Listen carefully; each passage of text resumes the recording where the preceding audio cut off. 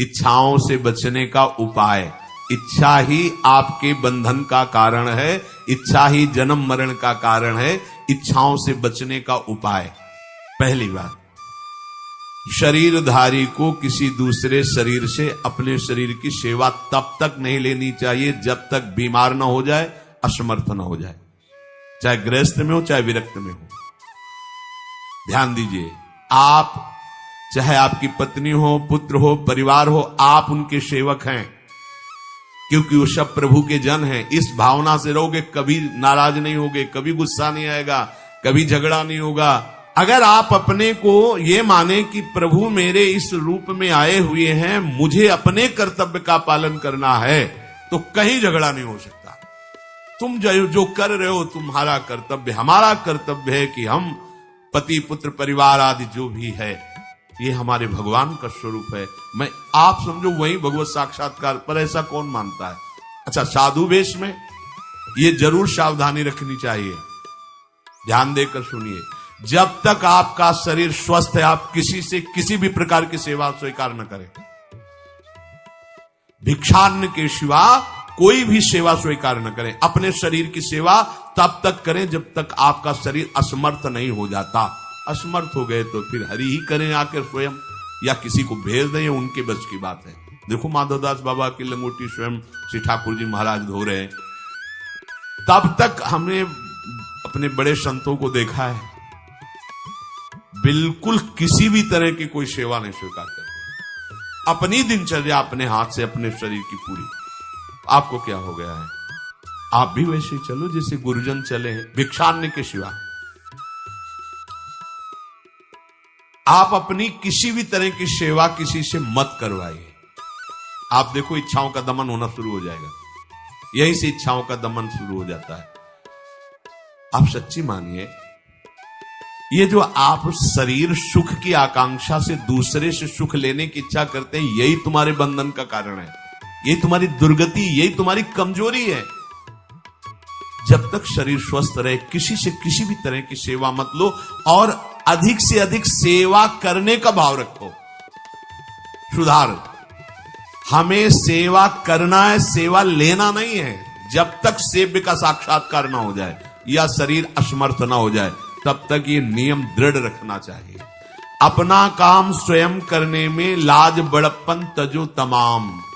अपना काम करने के लिए आप किसी को भी आदेश मत करें, किसी की भी सेवा स्वीकार न करें। हाँ, हमें भूख लगेगी तो रोटी मांग लेंगे जाकर के, क्या जरूरत है हमें किसी की सेवा स्वीकार करने की? मांगो, खाओ, खूब भजन करो, सत्संग करो, कम खर्चे वाला जीवन रखो। जरूरत क्या है? जो जरूरत है गली चलते दे देंगे भगवान, विश्वास करो, गली चलते दे देंगे। विरक्त गृहस्थ धर्म पूर्वक कमाओ, जितनी आवश्यकता प्रभु दे देंगे। ऐसा कोई त्रिभुवन में नहीं जिसकी आवश्यकता की पूर्ति न होती हो। अनावश्यक तुम्हारी मांगे जो हैं वही तुम्हें दुख दे रही हैं। आवश्यक व्यवस्था सबको भगवान दिए हुए हैं। अनावश्यक मांग के लिए तुम्हें फिर फंसना होगा। ये तुम्हारी अनावश्यक मांगे हैं, ये हो जाए, वो हो जाए, वो जो आपको जीवन जीने के लिए जरूरी है, धर्म पालन के लिए जरूरी, वो बिना मांगे भगवान दे रहे सबको। देख लो। हाँ, आप कि भाई हमको उस परिकर में रहना है, उस कोर्ट से रहना है, वो सब वीआईपी, तो हमको भी उस कोर्ट का, ये मांगे हैं तुम्हारी। तुम्हारा प्रारब्ध जितना है उतना तुम्हें मिलेगा, जो आवश्यक है वो तुम्हें मिलेगा। अनावश्यक मांगे करोगे फंसोगे, अधर्म में कूदना पड़ेगा तुम्हें। तुम्हारी सेवा के लिए तुम्हारे पास हाथ है, तुम्हारे चरण है, तुम्हें बुद्धि दी है, दूसरे से क्यों सेवा स्वीकार करते हो? प्रभु ने दया करके उद्धार के लिए तुम्हारे पास पूरी सामग्री दे दी, उसका प्रयोग करो। जिसने अपना परम मंगल ठाना है, वो शरीर को कभी प्रमाद में नहीं रखता, चाहे गृहस्थ हो चाहे विरक्त हो। ये आलस्य प्रमाद किसी के लिए भी ठीक नहीं है। नियत समय तक सो जाओ, इसके बाद खूब मेहनत करो, चाहे गृहस्थ हो चाहे विरक्त। विरक्त हो तो खूब नाम जप, वाणी पाठ, ब्रह्मचर्य से रहना, आसनों में बैठना, हाँ, सेवा करना, शारीरिक श्रम नहीं, खूब सेवा करो, धाम की सेवा करो, नालियां साफ करो, गलियां साफ करो, जो सेवाएं में इसे श्रम करो। ब्रह्मचर्य पचाने के लिए श्रम भी तो होना चाहिए। श्री जी की प्राप्ति के लिए मन वचन कर्म से श्री जी के चरणों का आश्रय लेकर के जितना आप अन्न डालते हो उतना आप इसका प्रयोग करो शरीर का। इससे ममता मत रखो। खूब धाम। पुराने संतों को देखो, सोहनी पकड़े कहां कहां तक परिक्रमा में लगा। हमने देखा है एक हरिदासी महात्मा थे, पीछे पानी घाट की तरफ उनकी छोटी सी कुटिया, किलोमीटर तक ऐसे ही सोहनी लगा रहे। वृद्ध वृद्ध महात्मा सेवा करें। अपने लोग जवान महात्मा होकर शरीर स्वस्थ होकर बेइज्जती सम, अगर सोहनी पकड़ के खड़े हो जाओगे गली में तो आपको लगेगा अपनी बेइज्जती हो रही है। वाह, कितनी बड़ी इज्जत है हमारी। स्वामिनी के महल की वीथियों में सोहनी लगाने में तुम्हें बेइज्जती लग रही और आचार्य चरण याचना कर रहे हैं, लाडली जो ऐसी कृपा करो कि आपके वृंदावन धाम में कहीं सोहनी लगाने वाली, पोछा लगाने वाली मैं बन जाऊं। मांग रहे हैं। एक से कहा भैया चाहे जितना बुरा प्रारब्ध हो, यहां जो भगत आते हैं उनके जूते साफ कर दिया करो, प्रारब्ध खत्म हो जाएगा। भाई आप समझो ये वो दवा है जो बेजोड़ है, इसे कोई काट नहीं सकता। अच्छा अगर ऐसे न समझो तो हम आपको समझा रहे हैं, गुरुद्वारे में चले जाओ, चाहे जितना बड़ा अधिकारी हो, सबसे पहली जोरी सेवा यही होती है, पादुका की सेवा करो। समझे में नहीं आ रहा तुम्हें?